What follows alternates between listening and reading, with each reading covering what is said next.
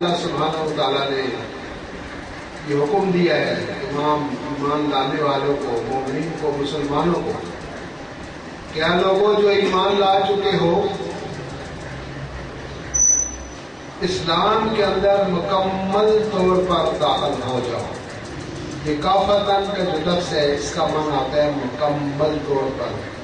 کوئی بھی ایک عمل جو ہے آپ کا وہ دائرہ اسلام سے خارج نہ ہو، کوئی بھی عمل آپ کا اپنی مرضی، اپنی خواہش اور اپنی چاہت کے مطابق نہ ہو، بلکہ اللہ سبحانہ و تعالیٰ کے فرمان اور اللہ کے حکم کے مطابق، اس کے پیارے پیارے محبوب محمد مصطفیٰ صلی اللہ علیہ وسلم کی سنت کے مطابق اور ان کے عمل کے مطابق ہونا چاہیے۔ عزیزان گرامی، اللہ سبحانہ و تعالیٰ نے انسان کو تخلیق فرمایا اور اس کی ربوبیت فرمائی۔ ربوبیت کا معنی ہوتا ہے پالنے والا، رب کا معنی ہے پالنے والا۔ الحمدللہ تمام تعریف واسطے اللہ تعالیٰ کے لیے، رب العالمین جو تمام جہانوں کے پالنے والا ہے۔ رب کا معنی ہے پالنے والا۔ آپ سب والدین ہیں، آپ کے بھی چھوٹے چھوٹے بچے، آپ بھی اپنے بچوں کو پالتے ہیں، تو پالنے میں ہر وہ چیز جو بھی بچے کی ضرورت ہے وہ اس میں شامل ہو جاتی ہے۔ مثلا بچہ بیمار ہے، آپ اس کا علاج کرتے ہیں، بچے کو کپڑا دیں، اس کو کپڑا دیتے ہیں، گرمی کے کپڑے، سردی کے کپڑے، اس کی جو بھی ضروریات ہیں، اسکول، کاپیاں، کتابیں، فیس، پاکٹ منی، ہر چیز جو بھی اس بچے کی ضرورت ہے وہ آپ پورا کرتے ہیں۔ والدین کو اللہ تعالیٰ نے رب صغیر کہا ہے، کیونکہ یہ بھی چھوٹے پالنے والے، ان کو اللہ دیتا ہے، یہ پھر اپنے بچوں پر اس کو خرچ کرتے ہیں۔ والدین کا مرتبہ رب صغیر جیسا ہے، اور وہ تو رب العالمین ہے، سارے جہانوں کے پالنے والا۔ تو جس طرح سے ایک باپ اپنے بچے کو پالتا ہے اور اس کی تمام ضروریات کو پورا کرتا ہے، اسی طرح سے اللہ سبحانہ و تعالیٰ اپنی مخلوق کی تمام تر ضروریات کو پورا کرتا ہے، اس لیے وہ رب کہلاتا ہے۔ اللہ سبحانہ و تعالیٰ کا جو اسم حقیقی ہے وہ ہے صرف اللہ۔ اللہ کا جو نام ہے وہ اللہ ہے، باقی جو نام ہے وہ سب صفاتی ہے، یعنی قادر ہے، رحمان ہے، رحیم ہے، ستار ہے، غفار ہے، تواب ہے۔ تو جو بھی اس کے نام ہیں، 99 نام ہیں، ہر نام اپنے اندر ایک صفت رہتا ہے، تو یہ صفاتی نام ہے۔ مثلا رحمان کہیں بڑا مہربان، رحیم نہایت رحم کرنے والا، ستار العیوب عیبوں کو چھپانے والا، قادر کریم صحیح ہے، قادر ہے، ہر چیز پر قدرت رکھتا ہے۔ تو یہ تمام جتنے بھی صفاتی نام ہیں اپنے اندر مانی ہے۔ اللہ کا ذاتی نام ہے، اس کا کوئی معنی نہیں ہے، اس کا کوئی معنی نہیں ہے۔ اللہ تو اللہ سبحانہ و تعالیٰ نے اپنے بندے کی ہر ضرورت کو پورا فرمایا اور اس کو اشرف المخلوقات بنایا۔ تمام چاند، ستارے، سورج، پہاڑ، دریا، کائنات، ایک ایک چیز انسان کے تابع فرمان کرتی اور اس کی ہدایت کے لیے اللہ سبحانہ و تعالیٰ نے آسمان سے کتابیں نازل فرمائی اور ان کتب کے ساتھ اللہ سبحانہ و تعالیٰ نے اپنے انبیاء علیہ السلام کو مبعوث کیا، جنہوں نے آ کے انسانوں کی رہبری کی، رہنمائی کی اور خود ان تعلیمات پر عمل کیا جو اللہ نے ان کی طرف نازل فرمائی، ان پر خود عمل کر کے عوام الناس کو بتایا کہ ایسے عمل کریں۔ جو بھی نبی انسانوں کے درمیان رہا، انسانوں نے اس کو دیکھا اور جو ان پر ایمان لائے، جنہوں نے ان کے لائے ہوئے دین کو جو اللہ کی طرف سے بھیجا گیا ہے قبول کیا اور اس پر عمل کیا، تو ان کے نام آج بھی زندہ ہے اور وہ قیامت تک زندہ رہیں گے۔ انہوں نے بڑے مرتبے پائے، بڑے درجات پائے، وہ اللہ کے بھی قریب ہوئے، اللہ کے محبوب کے بھی قریب ہوئے۔ وہ اللہ کے بھی وہ لوگ جو تھے اللہ کے بھی محبوب بن گئے اور اس کے محبوب کے بھی محبوب بن گئے، جن لوگوں نے اس پر عمل کیا۔ اس میں جو فائدہ ہے وہ انسان کا ہے، کیونکہ جس وقت آپ کوئی عمل کر رہے ہیں، کسی قسم کا بھی آپ کا کوئی رسم ہے، کوئی رواج ہے، تو جس وقت اللہ کا حکم آ گیا آپ نے اپنے اس رسم کو، اس رواج کو، اس طریقہ کار کو، جس طریقے پر آپ زندگی کو گزار رہے تھے، اس کو چھوڑنا ہے، اس کو چھوڑ دینا، وہ اپنانا ہی نہیں ہے۔ اب ہمیں وہ طریقہ کار کا اختیار کرنا ہے، وہ کھانے کا ہو، پینے کا ہو، کمانے کا ہو، سونے کا ہو، جاگنے کا ہو، معاملات ہو، چلنے پھرنا ہو، سونا جاگنا ہو، جو بھی ہے وہ ہم نے اللہ کے حکم کے مطابق کرنا ہے۔ پر بات اتنی سی، ہم اپنی مرضی سے رات بھر جاگتے رہے، دن بھر سوتے رہے، نہیں، یہ ہماری روٹین تھی۔ ہم رات کو 12 بجے تک جاگتے ہیں، صبح 3 بجے تک جاگتے ہیں۔ اب حکم آ گیا کہ میں نے یہ رات بنائی ہے تمہارے آرام کے لیے اور دن کو بنایا تمہارے کام کے لیے۔ رات کو آپ سوئیں، دن کو آپ کام کریں، بس بات ختم۔ اب وہ رات کو جو بچے کھڑے پر جا کے بیٹھتے ہیں، روڈوں کے اوپر گھومتے ہیں، گلی کے پولوں پر کھڑے ہو جاتے ہیں، بغیچوں میں جا کے بیٹھ جاتے ہیں، تو آج کے بعد جب یہ حکم آ گیا ہے بس وہ بیٹھنا بند۔ بھائی نہیں، ہم اللہ کا حکم آ گیا، رات کو جاگنا نہیں ہے، اب دن کو سونا نہیں ہے، دن کو کام کرنا ہے، رات کو سونا، رات کو۔ تو پھر ہمیں وہ اپنا معمول چینج کرنا پڑ جائے گا۔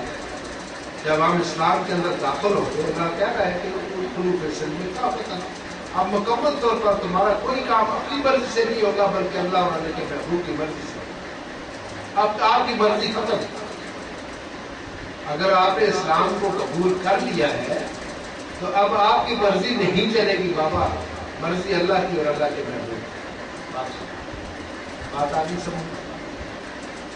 اب آپ کی مرضی، کھانے کا ٹائم آ گیا، کھانا ہے، کیا کھانا ہے، کتنا کھانا ہے، کہا جی کہ آپ صبح میں ناشتہ کریں، دوپہر میں کھانا کھائیں، رات میں کھائیں، ایک ٹائم کھائیں، مقررہ وقت پر کھائیں، مقررہ وقت پر کھانا، اور جب اتنا کھائیں کہ اگر آپ کو 2-4 والے اور کھانے کی گنجائش ہے تو کھانے سے ہاتھ کھینچ لیں، یہ نہیں کہ کھاتے ہی چلے جائیں، کھاتے ہی چلے جائیں، لیکن تھوڑی سی بھوک باقی ہو، یاد تک بتا دیں، تھوڑی سی بھوک باقی ہو، کھانا چھوڑ کے ہاتھ کھینچ لیں، پانی پیئے، وہ بھی بتا دیے، بیٹھ کے پیئے، 3 سانسوں میں پیئے، دھیرے دھیرے پیئے، آہستہ آہستہ۔ اور کیا چاہیے آپ کو؟ کون سی بات ایسی رہ گئی آپ سب لوگ صاحب دماغ ہیں، صاحب آپ پوچھ سکتے ہیں مجھ سے کہ جی فلاں چیز جو ہے وہ ہماری سمجھ نہیں ہے، وہ کہاں ہے؟ قرآن میں، حدیث میں، اسلام میں، دین میں کہاں ہے؟ اپنے علماء کرام سے رجوع کر سکتے ہیں، اپنے مشائخ، اپنے پیران نظام سے رجوع کر سکتے ہیں، پوچھ لیں اگر آپ کو نہیں پتا۔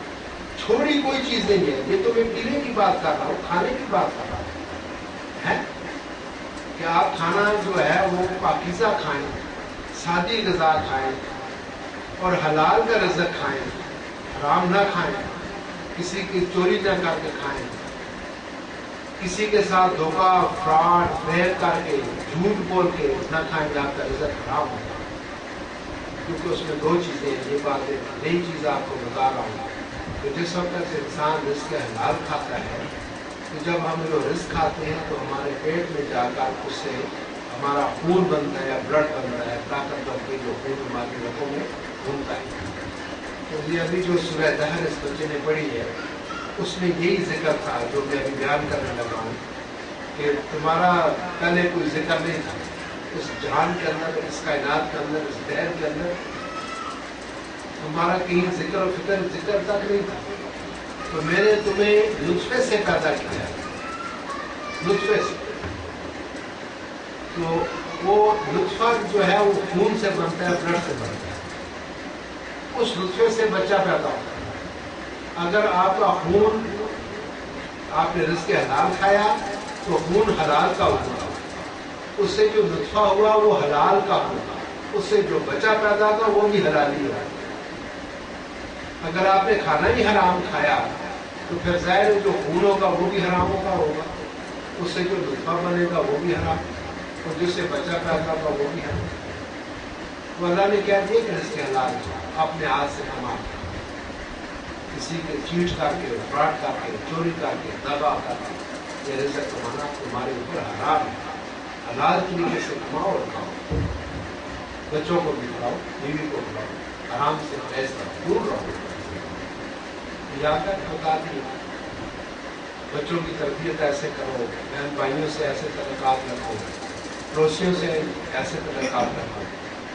آپ کو نماز کا، روزے کا، حج کا، زکوٰۃ کا سب کچھ بتا دیا ہے، دینوں کے بارے میں بتا دیا، بیوی کے بارے میں بتا دیا، والدین کے بارے میں بتا دیا کہ وہ بالوالدین احسانا، اپنے والدین پر احسان کیا کرو اور ان کو اف تک نہ کہو. اور جب وہ ذوق کو پہنچ جائیں، بوڑھے ہو جائیں، ایک یا دونوں میں سے ایک یا دونوں، تو ان کے لیے میری بارگاہ میں دعا کرو، رب یرحمہما، اے اللہ تو ان پر رحم فرما. کمال رب یعنی سریرہ، جیسے میں چھوٹا تھا، معصوم تھا، بول نہیں سکتا تھا، یہ مجھ پر رحم کرتا. اب یہ صحیح فلوں پر ہو چکے ہیں، تو اللہ ان پر رحم کرتا. تو ہر چیز، کوئی ایسی چیز نہیں ہے بچوں اس دنیا میں، اس کائنات کے اندر، جس کا تحفظ اسلام نے نہ کیا. کوئی ایسی چیز نہیں جس کے بارے میں ہمارے دین نے ہماری رہنمائی نہ کی. سبحان اللہ، سبحان اللہ. اللہ کی زمین پر چلنے کے لیے سورہ لقمان بھی پڑھا ہے، قرآن اٹھا کے پڑھے آپ، اس میں دیکھ، اس میں کیا آپ جب زمین پر چلے تو عقل کر نہیں چلے. لقمان حکیم اپنے بیٹے کو وصیت کر رہی قرآن کا کہ بیٹا عقل سے نہیں چلا کرو اور درمیانی چال چلو، دھیرے دھیرے چلا. یہ چلنا بھی آپ کو سکھا دیں، سونا بھی سکھا دیں. حضور فرماتے ہیں جب آپ سوئیں تو آپ کا جو سر ہے یہ قطب کی طرف ہو، بیت المقدس کی طرف، اور منہ جو آپ کا ہے وہ قبلے کی طرف. اور جب سوئیں تو یہ سیدھی کروٹ سوئیں، اس پر سیدھی جان، کیونکہ یہ الٹی طرف آپ کا دل ہے. اگر آپ الٹی کروٹ سوئیں گے تو آپ کا دل دب جائے گا اور ہو سکتا ہے آپ کا ہارٹ فیل ہو. دل پر وزن پڑتا ہے، بوجھ پڑتا ہے. دل کی جو فنکشن ہے وہ ہارٹ بیٹ جو ہے اس کے اوپر، یا جو ہارٹ کی جو فنکشن ہے بلڈ کو باڈی سے کھینچتا ہے، اپنے اندر لاتا ہے، پھر آگے سپلائی کرتا ہے. تو ہو سکتا ہے آپ کا جب اس کے اوپر بوجھ پڑ جائے گا تو بہت اس کے فنکشن میں کمی آ جائے اور آپ اس پر بیمار میں کافی ڈیتھ ہو سکے. اس طرح سے یہاں تک کوئی باریک چیز آپ کے دین میں آپ کو بہت کر بیان کر آگے یہ دونوں آتے ایسے جوڑے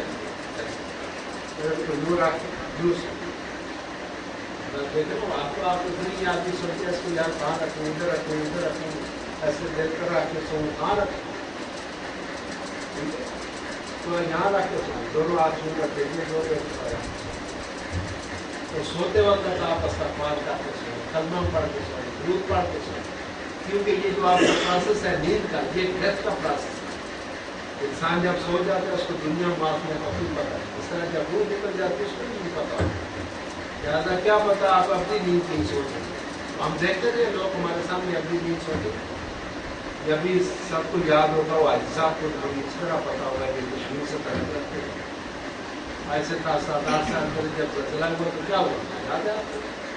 تو فجر میں سب لوگ اٹھے، سحری کی، روزہ بند کیا، نمازیں پڑھی، تلاوتیں کی.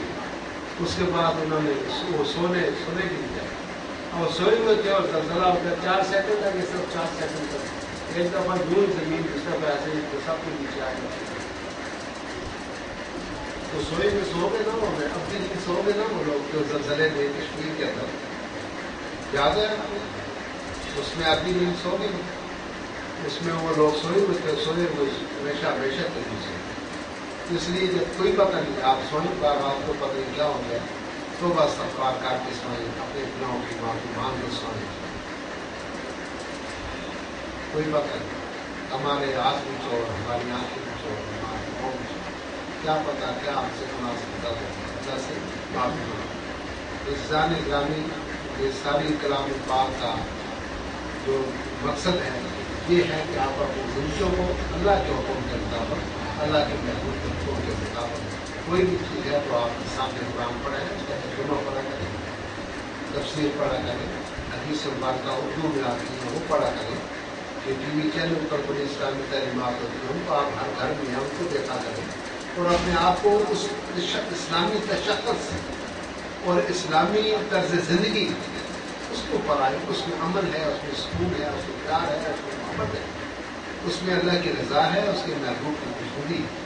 لہٰذا ہمیں چاہیے کہ ہم کوئی بھی کام کرنے سے پہلے رجوع کریں اللہ کے دین کی طرف، قرآن کی طرف اور سنت کی طرف۔ اس میں کیا ہوگا، یہ کام میں آ گیا تو مجھے کیا کرنا ہے؟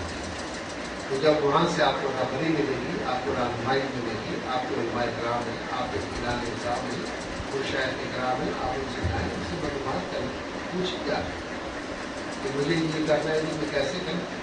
میں نے پہلے عرض کر دیا کوئی ایسی چیز نہیں جہاں سنتا کو آپ کو بتا دیا، حتیٰ کہ آپ جب بیٹھتے ہیں پیشاب کے لیے وہ بتائیں کہ جب پیشاب کے لیے بیٹھو تو کب ان کا رقم نہیں ہونا چاہیے، دوسری زیادہ کرو۔ جب آپ گھروں میں WC وغیرہ بناتے ہیں اس کا بڑا اہتمام کرتے ہیں تو بیٹھتے وقت کہیں ایسا نہ ہو کہ ہمارا مقابل کیا ہو۔ وہ کہتے ہیں جس سے کوئی باریک چیز اور ہو سکتی ہے، چھوٹی چھوٹی چیزیں جو ہیں وہ بھی اور کسی دین میں نہیں، سوائے دین اسلام کے نام، دین اسلام کے نام ہر چیز واضح طور پر قرآن میں بھی بیان کر دی گئی اور حدیث پاک میں بیان کر دی گئی۔